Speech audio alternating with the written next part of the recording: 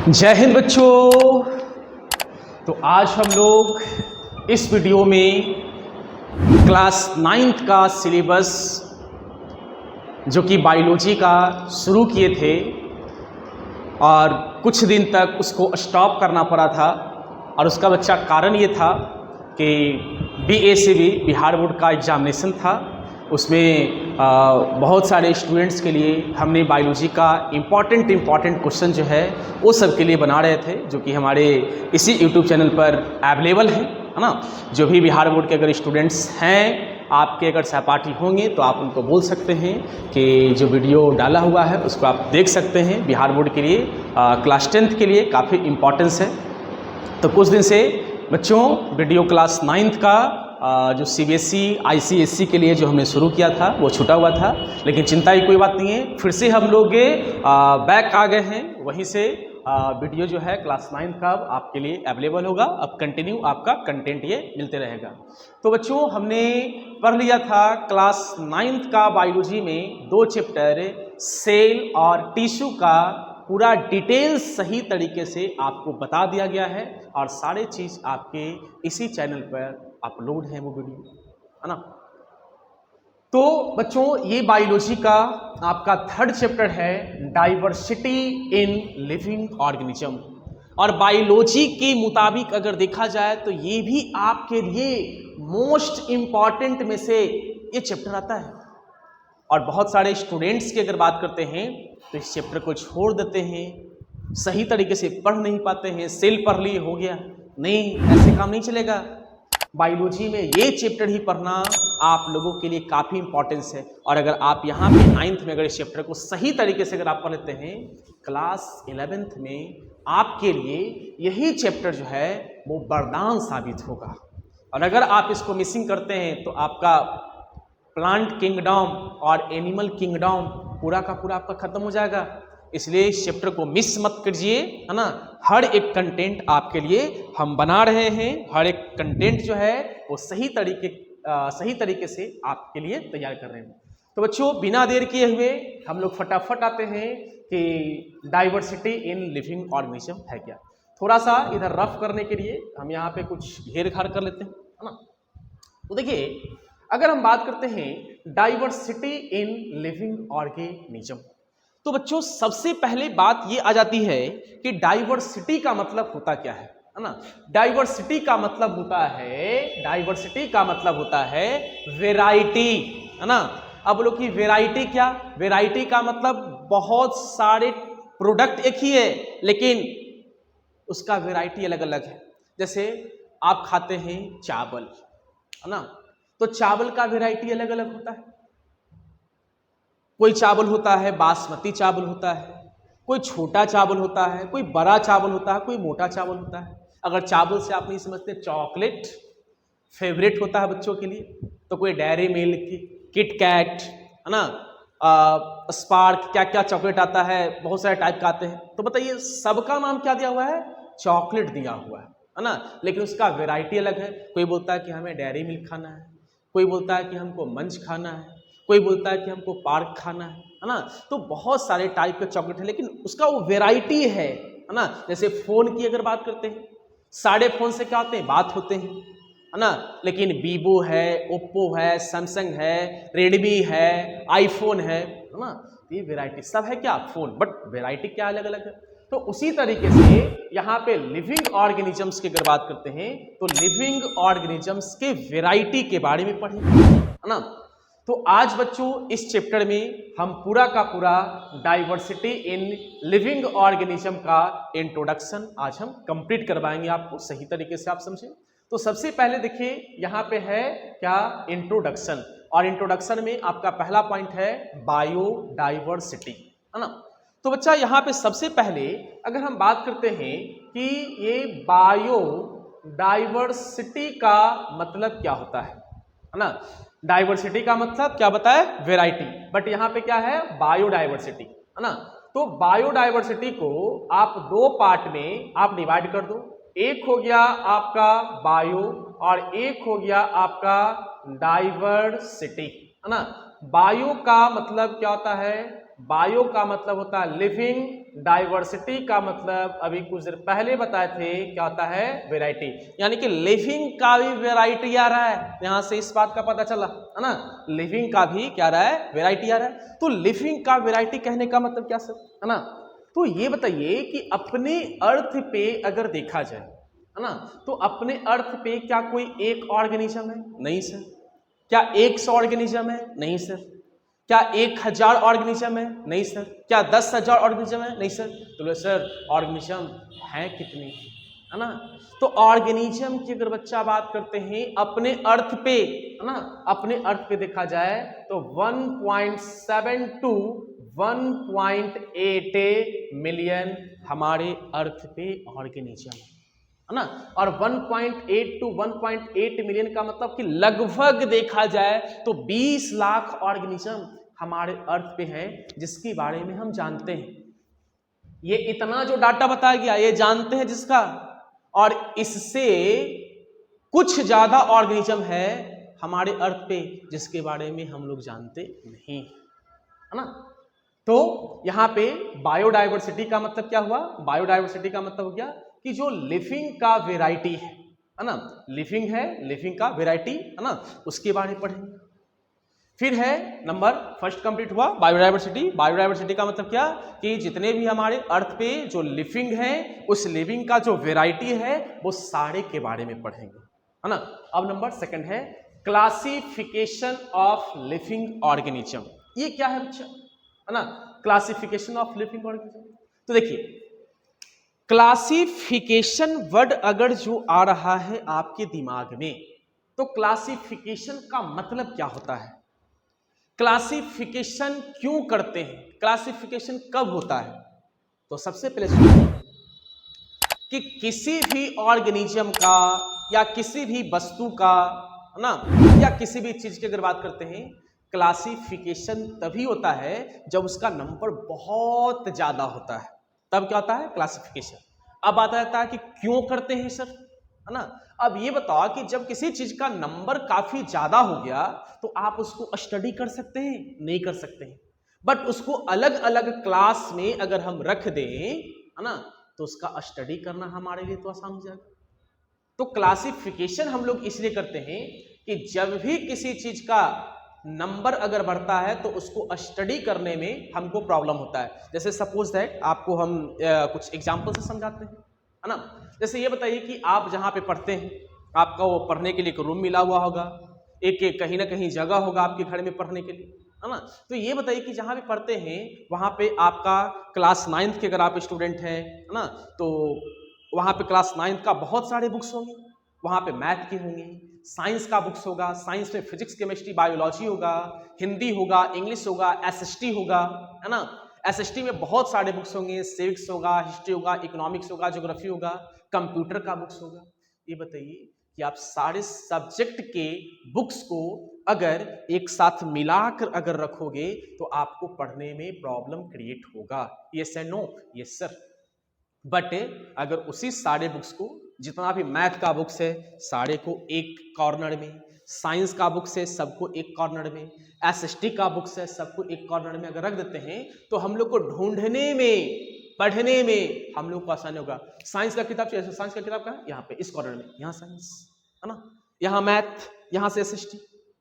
तो आप क्लासिफाइड किए तब ये बेनिफिट आपको मिला। या एक एग्जांपल हम और देते हैं, अगर मान लेते हैं कि आप जिस क्लास में पढ़ते हैं, मतलब आप तो 9th क्लास में हैं ही, लेकिन आपका क्लासरूम होगा, अगर आपके क्लासरूम में नंबर ऑफ स्टूडेंट यानी कि स्टूडेंट्स का संख्या अगर बढ़ जाए तो उसको सेक्शन दिया जाता होगा, section A, section B, section C.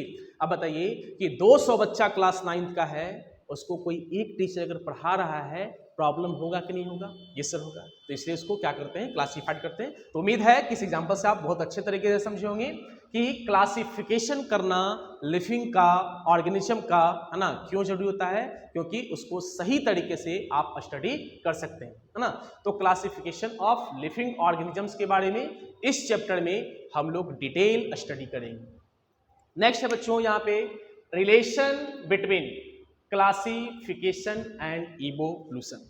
अब यहाँ पे जो लिविंग ऑर्गेनिज्म का क्लासिफिकेशन तो कर दी, है ना, मतलब ये नहीं है इसके बारे में पढ़ना, ठीक है। तो जो लिविंग ऑर्गेनिज्म का जो क्लासिफिकेशन होगा और जो इवोल्यूशन का मतलब होता है पूरे इन्वायरमेंट से रिलेटेड, है ना। इवोल्यूशन का मतलब होता है इन्वायरमेंट में बदलाव, है ना। तो क्लासिफिकेशन एंड इवोल्यूशन के बीच क्या रिलेशन है ना। क्या बोले, क्लासिफिकेशन एंड इवोल्यूशन के बीच क्या रिलेशन। जैसे देखिए हमारी अर्थ पे जितने भी ऑर्गेनिज्म है ना, सब एक दूसरे से इनडायरेक्टली रिलेटेड है। जैसे अगर हम आपको बोले कि हमारे अर्थ पे अगर माइक्रोब्स मतलब समझ रहे हैं, छोटे छोटे जो ऑर्गेनिज्म होता है जिसको नेकेड आई से क्या कर सकते हैं, क्या आप नहीं देख सकते हैं, है ना। अगर पृथ्वी पर से, अर्थ पर से उसको हटा दिया जाए तो क्या बाकी जितने जो ऑर्गेनिज्म बचा हुआ है उसको प्रॉब्लम होगा कि नहीं होगा? बिल्कुल होगा, है ना। आप लोग सर अभी बता दीजिए। तो अभी इंट्रोडक्शन दे रहे हैं, धीरे धीरे सारे बात को बताएंगे हम। तो नंबर 3 पॉइंट ये पढ़ने के लिए आपके आएंगे इस चैप्टर में कि क्लासिफिकेशन जो ऑर्गेनिज्म का हुआ है और इवोल्यूशन के बीच में क्या रिलेशन होता है, इसके बारे में पढ़ेंगे। तो नंबर 3 पॉइंट बच्चा आपका कंप्लीट हुआ। नेक्स्ट है आपका बायोनोमियल नॉमेनक्लेचर। अब देखिए जैसे अभी हम बता रहे थे कि आपका जो क्लास है, क्लास में नंबर ऑफ स्टूडेंट इंक्रीज हो जाने से, है ना, नंबर ऑफ स्टूडेंट इंक्रीज हो जाने से आपके क्लास का सेक्शन बन जाता है, section A, section B, section C. तो ये बताइए कि आप नाम दिए या नहीं दिए? हाँ सर नाम दिए। अगर मान लो कि रोहन नाम का लड़का क्लास 9th में है, ठीक है, रोहन नाम का लड़का क्लास 9th में है ना। अब क्लास 9th के कौन से सेक्शन में है ये उसके पेरेंट्स को नहीं पता है। दिक्कत होगा कि नहीं होगा? अगर ये पता है कि रोहन सेक्शन ए में पढ़ता है, उसके पेरेंट्स आएंगे और बोलेंगे कि मेरा बच्चा क्लास 9th में सेक्शन ए में पढ़ता है जिसका नाम रोहन है, रोहन को बुला कर लाइए। आसानी होगा कि नहीं होगा, है ना। तो आप जब किसी चीज का क्लासिफिकेशन करते हैं तो उसका नेमिंग भी जरूरी है। जैसे क्लास 9th का 5 सेक्शन बांट दिए, है ना। तो बताओ उस सेक्शन का नेमिंग देना पड़ेगा कि नहीं देना पड़ेगा? नहीं तो भूल जाएगा कौन में रोहन है, कौन में सोहन है, कौन में रीता है, कौन में गीता है। ये बात का पता चल पाएगा? नहीं पता चल पाएगा, है ना। तो नंबर 4 पॉइंट है बायोनोमियल नॉमेनक्लेचर, यानी कि जब ऑर्गेनिज्म का या लिविंग ऑर्गेनिज्म का क्लासिफिकेशन होता है तो उसका नॉमेनक्लेचर किया जाता है। बात समझ में आया? तो नंबर 4 पॉइंट ही बच्चा आपका कंप्लीट होता है। एंड नंबर 5 है हायरार्की ऑफ क्लासिफिकेशन। तो अब साइंटिस्ट ने क्या किया, वैज्ञानिकों ने क्या किया कि जो भी हमारे अर्थ पे जो लिविंग ऑर्गेनिजम्स हैं उस लिविंग ऑर्गेनिजम्स को 5 क्लास में उसको डिवाइड कर दिया गया। कितना क्लास है बच्चा? 5, है ना। और पहला है मोनेरा, दूसरा है प्रोटिस्टा, तीसरा है फंगी, नंबर 4 है प्लांटी एंड नंबर 5वां है एनिमेलिया, है ना। फिर से बात को समझोगे कि हायरार्की ऑफ क्लासिफिकेशन में साइंटिस्ट ने क्या किया कि पूरे लिविंग ऑर्गेनिजम्स को 5 टाइप्स में बच्चों डिवाइड कर दिया गया। फर्स्ट यहां पे आपको दिख रहा होगा मोनेरा, ये क्या है? क्लास है। इस क्लास के अंदर कौन कौन से ऑर्गेनिज्म आएंगे ये पता चलेगा कब? जब इसके बारे में पढ़ाएंगे। प्रोटिस्टा क्लास है, इसके अंदर में कौन कौन से ऑर्गेनिज्म आएंगे। फंगी, है ना, क्लास है। प्लांटी क्लास है। एनिमेलिया क्लास है। यानी कि जितने भी लिविंग ऑर्गेनिजम्स हैं उसको 5 किंगडम में उसको डिवाइड कर दिया गया। तो इस सब के बारे में पढ़ेंगे, है ना। थोड़ा सा आते हैं इंट्रोडक्शन में यहाँ पे बायोडाइवर्सिटी। तो बायोडाइवर्सिटी के बारे में आपको कुछ देर पहले ही बताए थे कि बायोडाइवर्सिटी का मतलब क्या होता है। बायोडाइवर्सिटी का बच्चा मतलब ये होता है कि जो भी लिविंग ऑर्गेनिज्म है उस लिविंग ऑर्गेनिज्म के वेराइटी के बारे में हम लोग पढ़ते हैं, है ना। तो देखिए बायोडाइवर्सिटी के बारे में कुछ टर्म आया है आपका। ये सबसे पहले बात यह आती है कि बायोडाइवर्सिटी टर्म किसने दिया, कब दिया और ये किससे लिया गया ये वर्ड। तो देखिए फर्स्ट पॉइंट में लिखे हैं the term biodiversity is a consist form of biological diversity. ये जो आपका बायोडाइवर्सिटी जो वर्ड लिया गया है, ये टर्म जो लिया गया है, ये किससे लिया गया है? बायोलॉजिकल बायोलॉजिकल डाइवर्सिटी से लिया गया है। It was coined by Walter, है ना, जो ही पढ़ो वेल्टर, वाल्टर, नाम अंग्रेजी है भाई, है ना, तो हम तो वाल्टर पढ़ते हैं, है ना। वाल्टर जी रोजेन, है ना, एक साइंटिस्ट थे, बहुत बड़े साइंटिस्ट थे, वाल्टर जी रोजेन, जिन्होंने 1986 यानी कि 1986 ईस्वी में ना बायोडाइवर्सिटी टर्म को बायोलॉजिकल डाइवर्सिटी से लेकर आए थे, है ना। ये कुछ पॉइंट है फर्स्ट। अब देखो फर्स्ट पॉइंट यहां पे कंप्लीट होता है। Second, variety of life form found in a particular reason. अब देखिए, जो भी लिविंग ऑर्गेनिज्म का जो वैरायटी होता है ना, जैसे एक हम मान लेते हैं,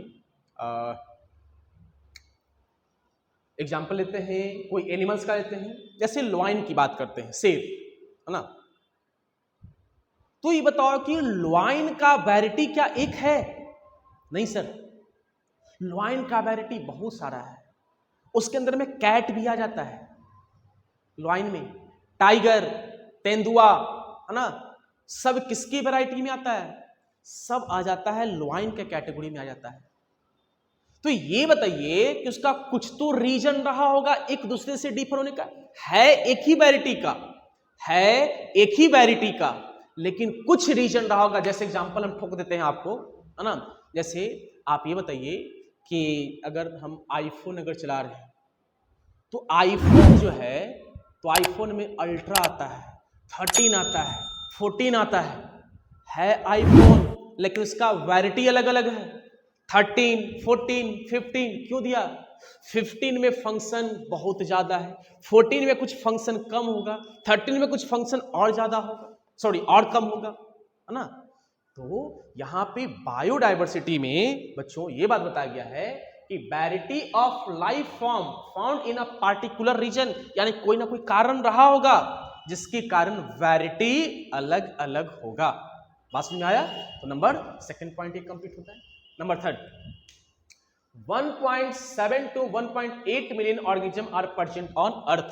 कुछ देर पहले ही बताए थे कि अगर अपने अर्थ की अगर बात करते हैं तो 1.7 to 1.8 मिलियन लिविंग ऑर्गेनिज्म हमारे अर्थ पे अवेलेबल है, यानी कि पाया जाता है।